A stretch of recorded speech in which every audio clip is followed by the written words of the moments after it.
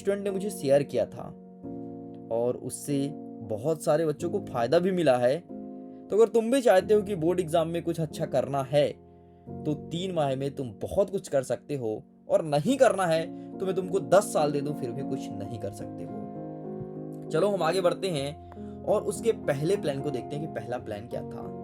सबसे पहले उसने मेरे से बोला कि भैया हमने एक ना प्रायोरिटी लिस्ट बनाई थी।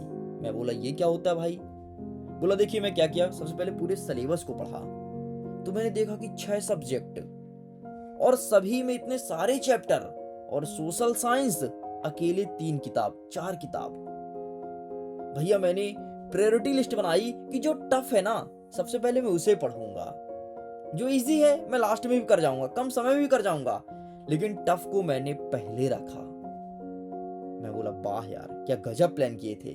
बोला हाँ भैया मैं टफ को पहले रखा था और लिख लिया था कि ये सब्जेक्ट मुझे टफ लगता है, ये सब्जेक्ट मुझे टफ लगता है। उसको लिखने के बाद उनके चैप्टर्स को लिखा कि क्या क्या हमें टफ लग रहा है, और जो टफ लग रहा था उसको क्रमशः मैं पढ़ना स्टार्ट किया। इतना ही नहीं, उसने मुझे दूसरा प्लानर बताया कि मैं फिर उसके हिसाब से टाइम टेबल सेट किया कि भाई ये टफ है, ये टफ है, ये टफ है।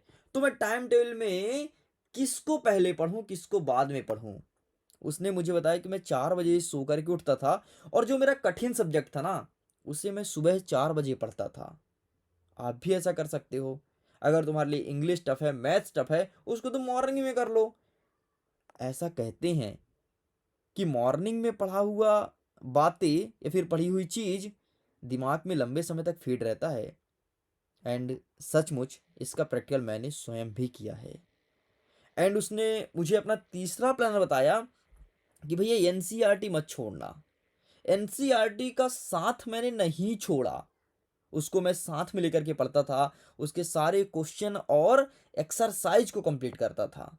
उससे मुझे आइडियाज मिलते थे कि बोर्ड एग्जाम में कैसे क्वेश्चंस देखने को मिलेगा। बोला भैया तब आपने उतने सारे वीडियोस भी नहीं डाले थे। तो मैं ज़्यादातर वीडियो को फॉलो नहीं, बल्कि मैं एनसीईआरटी को फॉलो करता था। मैं एनसीईआरटी को पढ़ा हूँ। हाँ, जब मुझे पढ़ने का ट्रिक चाहिए, टिप्स चाहिए, एग्ज़ाम के टाइम पे मैं आपके चैनल पे आता ज़रूर था। और अब तो आप पढ़ाने लगे हो तो बच्चों को बहुत सारा फ़ायदा मिलेगा, उसका ऐसा कहना था।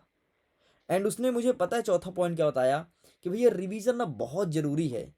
जितना पढ़ रहे हो उसका एक शॉर्ट नोट्स बनाते जाओ और रिवीजन करते जाना। शॉर्ट नोट कैसे बनाएंगे? जो इंपॉर्टेंट चीज़ें हैं ना, उसको अपने एक कॉपी में लिख लेते थे।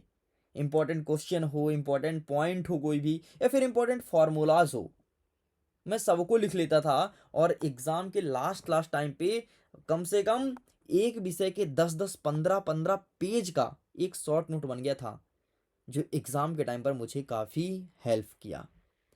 और उसने मेरे से लास्ट टाइम यही बोला कि मैं प्रैक्टिस पेपर ज़रूर बहुत सॉल्व करता था। बोला भैया प्रैक्टिस पेपर तो आप बहुत सॉल्व कराते हैं, जो मॉडल पेपर लेकर के आते थे उससे मुझे बहुत फ़ायदा मिला है। उससे मुझे क्वेश्चन के आइडियाज़ लगते थे। और उसने प्रैक्टिस पेपर के साथ साथ उसने ये भी बोला कि मैं मार्केट से सिंपल पेपर को भी खरीद लेता था। तो मुझे इन सब की सहायता से आज मैं 98% बनाया हूँ और मुझे बहुत खुशी हो रही है कि आप तो मेरा इंटरव्यू किए ही किए हैं। न्यूज़ वाले मेरे घर पे आए थे, मेरा इंटरव्यू किए, और उस दिन मेरे माता पिता बहुत खुश थे। ये सब बातें सुन करके सच में मेरा हृदय एकदम पिघल सा गया था यार। उसकी कहानी सुन के हमारी बहुत सारी बातें हुई, लेकिन काम की बातें उसने इतनी सारी बताई, वो मैं आपके सामने शेयर कर दिया हूँ। अगर आप भी चाहते हो उस स्टूडेंट की तरह टॉप करना, तो इस प्रकार की स्ट्रेटजी को सेट कर सकते हो और एग्ज़ाम में बहुत अच्छा प्रदर्शन कर सकते हो। बस इतना ही है। मैं उम्मीद करता हूँ इसको तुम फॉलो करोगे और अपने एग्ज़ाम में टॉप करोगे।